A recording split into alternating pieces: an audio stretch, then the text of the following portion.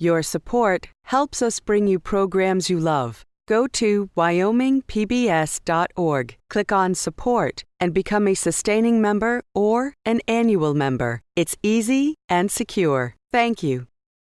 The state of Wyoming is ranked as the lowest, the 50th in the United States for Native American graduation rates. The problems and promise of Indian schools. Next on Wyoming Chronicle.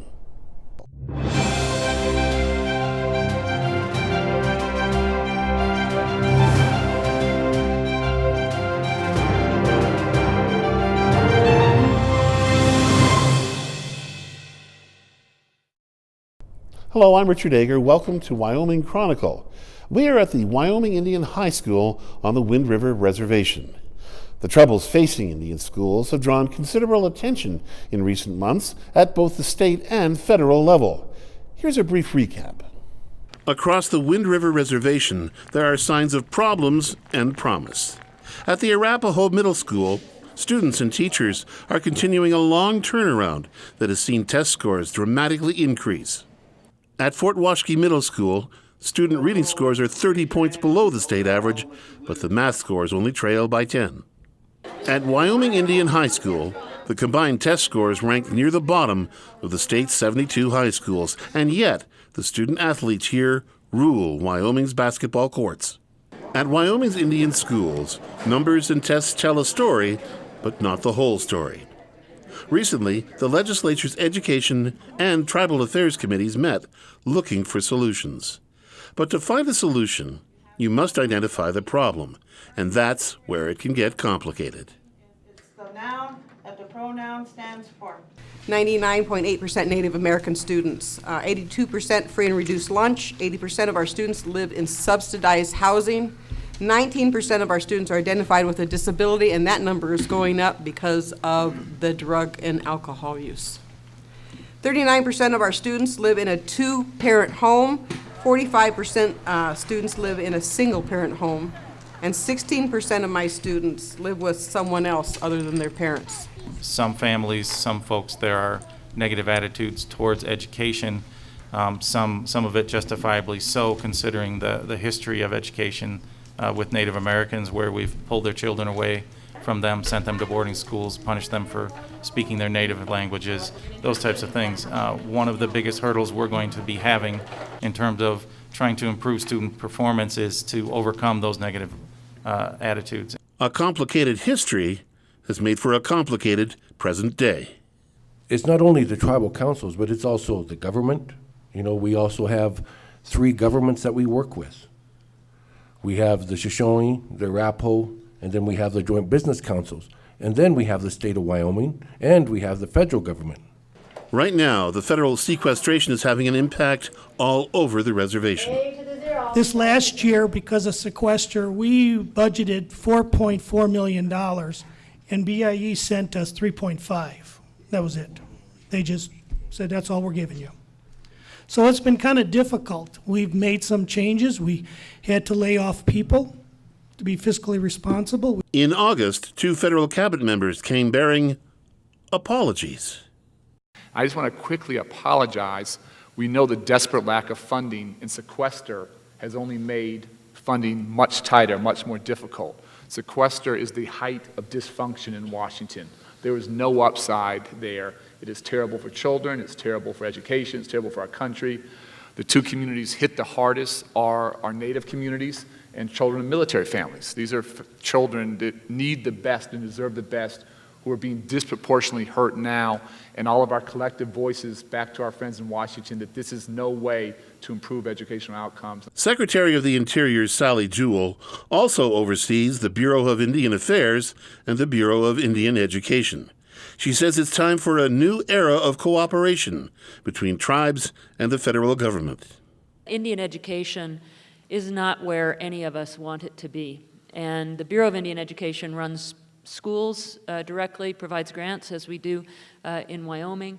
And I need help to be able to deliver what you expect the federal government to be able to deliver, to support tribes in delivering an academically rigorous and culturally appropriate education. The reception to both federal secretaries was positive, though it remains to be seen what will change and what will just be part of the dance. And joining us at Wyoming Indian High School are Joan Willow, a teacher at the Arapahoe School, Georgia Beta, who teaches at the Fort Washakie Middle School, Adrina Duran, student here at Wyoming Indian High School, and Michelle Hoffman, former superintendent of District 14, which includes this high school. Well, welcome all of you. Thank you for joining us here. You know, all the recent attention from the both federal and state level has given us a chance to take a snapshot, really, of how the Indian schools are doing. And Michelle, you had actually pointed out, you know, lowest graduation rate, below grade scores, high dropout rate. From a distance, it looks like a failed institution, but what I want to know is, from the inside, does it feel like a failed institution? Definitely not. Definitely not. We just jump in, anyone, but those are only one point, one measurement of, and you know, when we talk about proficiency scores on pause, when we talk about the dropout rate, we don't look at the completion rate. There's other sides to the story that we're not telling. It's like that saying, don't judge a book by its cover. Yeah, and they don't see everything that goes on every day inside the classroom with the younger students like K1, 2, the 8-year-olds, and they're having a really successful day at school, and that is never really talked about. What's your sense, George? I mean, you've been teaching at the school for how long? 21 years at Fort Washakie School. And I think our future's bright. We see the kids that are coming up, and we see the programs that are being brought in for math and language arts. And to me, they match what's being tested a little bit better, and I think the scores don't reflect the match of curriculum with the assessments in the past. You know, I mean, state legislators are rightfully concerned about getting value for their money, including obviously the money that's spent on education. Do you get the sense that the criticisms are unfair or just not accurate? Well, there's so much that's not measured by those state assessments. All they're measuring is two aspects of education. That's language arts and math. Well, there's more to education than language arts and math. You know that our students learn leadership skills. They're acquiring knowledge of their culture, which will help them succeed in the future. To me, and this is a whole picture that's being left out of Indian education, is what's important to our Indian students. In order to succeed in mainstream societies, they have to understand themselves. And there's only one way to understand themselves, and that is to understand where they come from and where they're going. And that's what Indian education does for our students. So we feel very secure and very comfortable when you talk about Indian education and the future of our people. Well, we have a student about to, I guess this is your senior year, right? So you're about to head out of here. Have you plans yet? Yes, I plan to attend Haskell Indian Nations University in Kansas. And that specializes in what is it, like Native education, or just is it a general college that is intended for a Native population, or? Yes. It's a university, so you can go whatever major that you want to go into. So for you, what's the value of remaining in an Indian milieu, you know, with you know, fellow Indians? Oh, I think it's really neat that Haskell is like for a college for natives, because it's like we live in two worlds, and it's with our culture and then the outside world. So how do you get to feel integrated with, as some have said, the global marketplace? Because the same pressures face every ethnic group, really, whether it be Chinese or it doesn't really matter. It's all very globalized right now. Yeah. You have to make your choice, you know. You're living on the reservation, and a lot of people don't want to go off because they would rather stay here. It's safe. And to go out, you're like taking a risk, and to go off even to the University of Wyoming. When I went down there, I moved down there, and the people, some of them said, well, do you still live in a teepee? can you show me how to Sundance? And that is, Sundance is, you don't show people that. And that's what they were asking me. And they said, oh, do you live in a teepee? And do your sons, what do they do at home? And but they do the same thing as you do. We're just Where do you think same. those questions come from? Is it just a cultural ignorance, or I mean, what was it? Racism, or what? I don't think it's racism. I think it's just They really thought that you might have lived in a yeah, teepee. they really thought that we still lived in teepees, and they still do today in some places in the world. You know, you'll still hear that when you go out to, like, you know, the East Coast and. I have a friend, his name is Marcus Ute, and he's a Shoshone, and he attends Stanford University up in California. And what caught his roommate, he's Chinese and Oriental. He was like, "You're Native American? I thought those were extinct." And see, the way he replied back was really strongly, because he was just like, "Well, obviously, we're still here. See, we are still here." And that's sad, because the United States of America was to eradicate the Native American, that they didn't even want them here. And they did a lot of things to stop the people, took their kids away, everything, but we're still here, you know. Well, you know, much of the focus, as I laid out at the beginning, and what drew the secretaries here was that, you know, I think as Secretary Jewell said, the state of Indian education is not how we would like it. What would you look to change? If there's one thing that you could change, what do you think that would be? It's hard to pick one aspect of Indian education to change because it's such a complicated picture. Mm-hmm. But I can see the progress that's been made over the last 20 years, and I've been at Fort Washington School. This is my 21st year. And to me, there's a combination of culture and looking into the future with technology that is stronger than ever. Right now, when you walk into Fort Washington School, it has the quote from Chief Washakie that education is the new weapon. That's the weapon that we need to survive and to battle and to hang on to our natural resources, our water, our hunting grounds, fishing game. And that wasn't there when I first started teaching there. So we're bringing in the culture, and these things in education were promised to Chief Washakie and to his people. And with that knowledge, it's empowering our youth and also teaching them technology and the way of the future. So it's really interesting, and it's very exciting to see what Indian education will bring in the future. I think, just to jump in there, let's talk about that one test point. I mean, we're talking that we're not doing our job. We hear that all the time.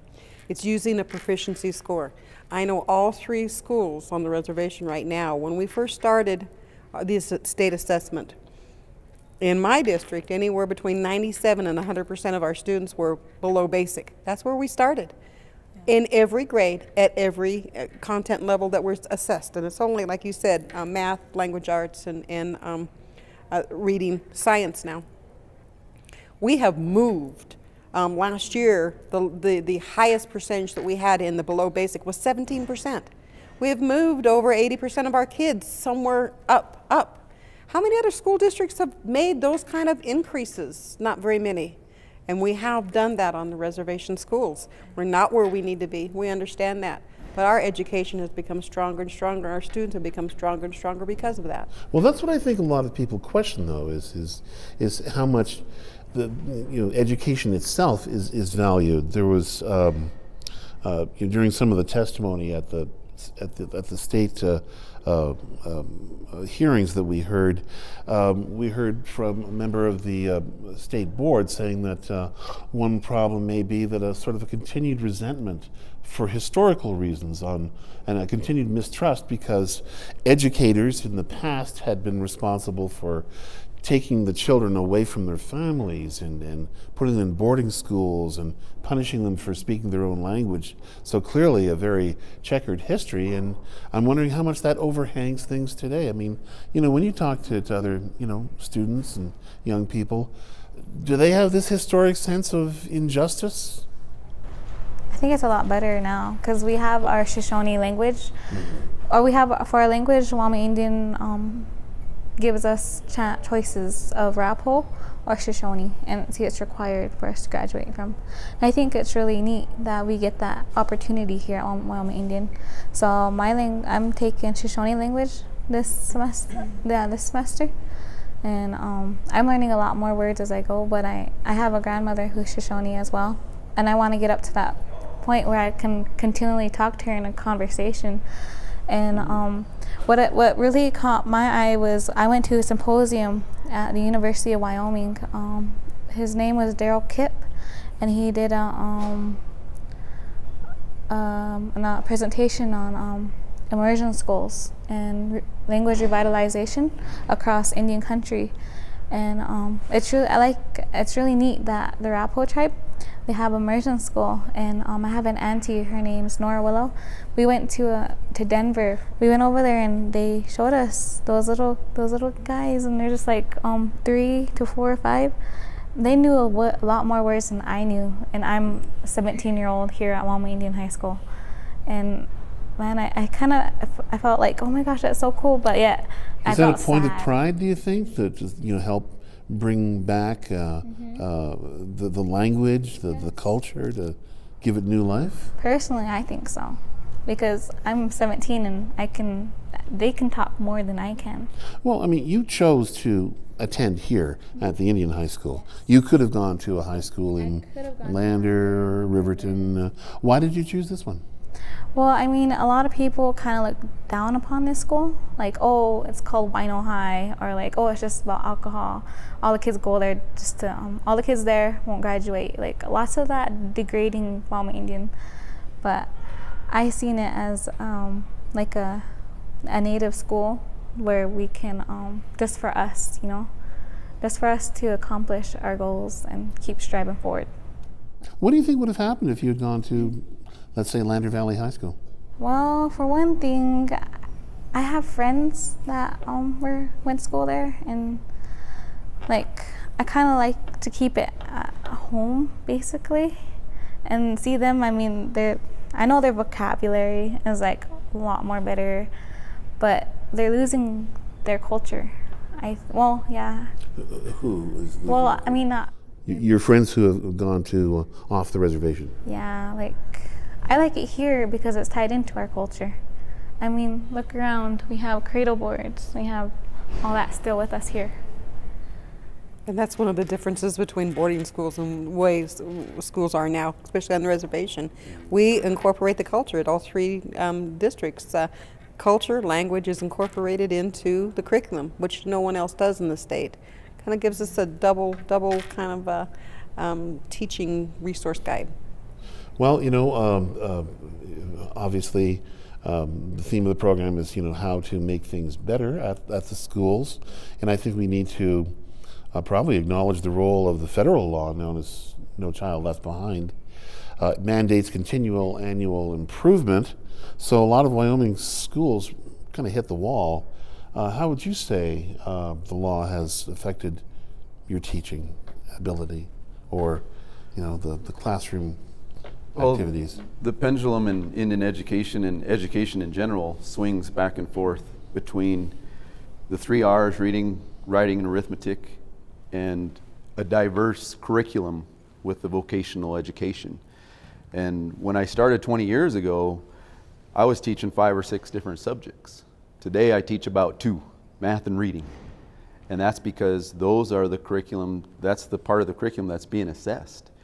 And that's what all the hype is all about, those test scores. How well are your kids doing in reading? How well are they doing in math?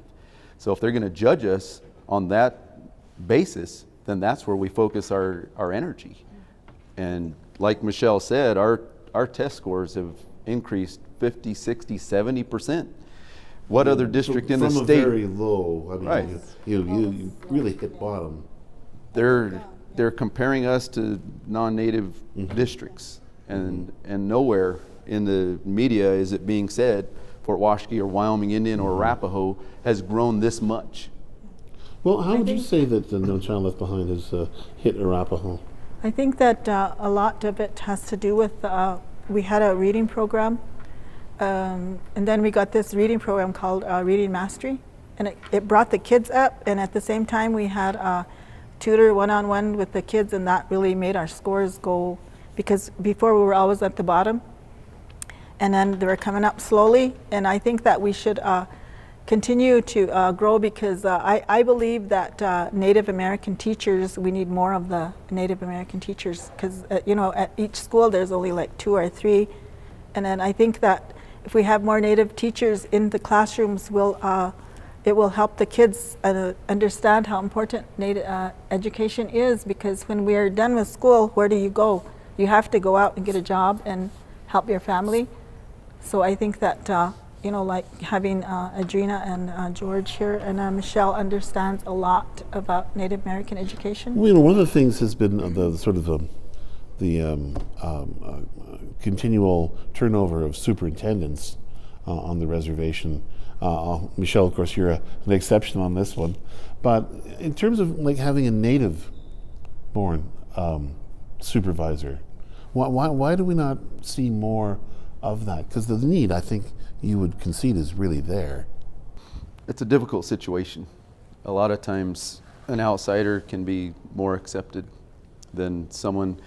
If you've known someone your whole life, then you know all about them, and sometimes that changes your level of respect sometimes. And another thing is just the level of education and experience. I've been in education for 21 years. I have a master's in teaching. But if someone else comes along with a PhD, well, then they have the job, and then they know me very well. I've grown up here, but I think I still look to the future, and I know that we will have more Native administrators.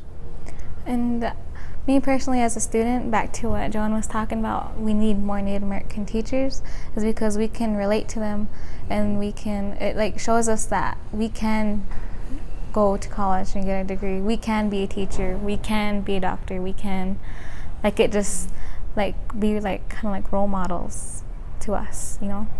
I think it's really neat that there's teachers like that. Now, when I first took a look at a map of the reservation and saw there were, is it 4 school districts? Well, with the BIA schools, yes, of course, yeah.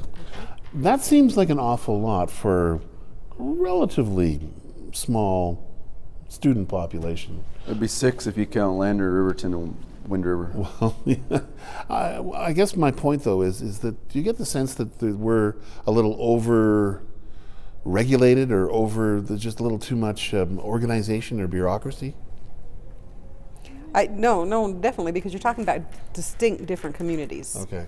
You're talking, if you're coming back saying more consolidation on the reservation, to me that's more bureaucracy coming into it. That's not needed. We're different communities. How are we all serve Native American children?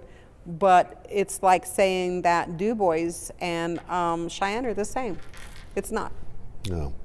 With just the few minutes that we have left on this section of the program, I'm wondering, in terms of what you would like to see to improve things. You know, we heard during some of the hearings that it's not a question of money, but is there in fact an aspect of money here needed? More money for the schools? Well, most definitely. Impact aid is one area that we're working towards to try and take it out of sequestration. Right now, reservation schools, in the last 3 years, we've lost $7 million in funding. That's programs for our students that we need to have. Lunch breakfast programs, preschool programs, smaller classroom sizes, things that school resource officers, none of that is paid for at the state level. So that is huge, and we need to continue working to make sure that federal obligation is paid, and that it's paid at the rate that it should be. And not only is sequestration affecting Native American education, it's also affecting an Indian health and other housing areas for the Native American. They're always left at the back, and we need strong people to help our kids grow. Mm-hmm. Because if we don't do it, who's going to do it? You know. Anything that students can do to forward this? Be involved, go to school, set goals higher than high school, because leaving the reservation is still a huge obstacle, a huge obstacle. I mean, do you get frustrated seeing some of the choices that other young people make that, you know, why are you doing that? Not so frustrating. It's kind of like I don't judge them. Like it's just them. I mean, you have to learn from your mistakes. You don't know how to like do things unless you try them out yourself. So it's not so much frustrating. It's like not everybody's perfect, you know. And those that have learned from their mistakes, like, don't do it again. Or like I learned from my mistakes, but yeah, I mean, some kids just do it. But other than that, it's... George, what can teachers do to improve I think things? there are factors in every classroom that will determine the success of the students, and one of the greatest factors is expectations. If you set high expectations, most of the time the kids will reach them, and that's a problem in education. Sometimes we water it down and we have these low expectations. Your aunt did this, your grandpa did this, well, that's all they've done, that's all you're going to do too? I don't think so. They can do anything they want. That's the expectation. It has to be a high expectation. And that is going to serve as the last word, if only for now. And so this conversation will continue on our website at wyomingpbs.org. And please join us next time for Wyoming Chronicle.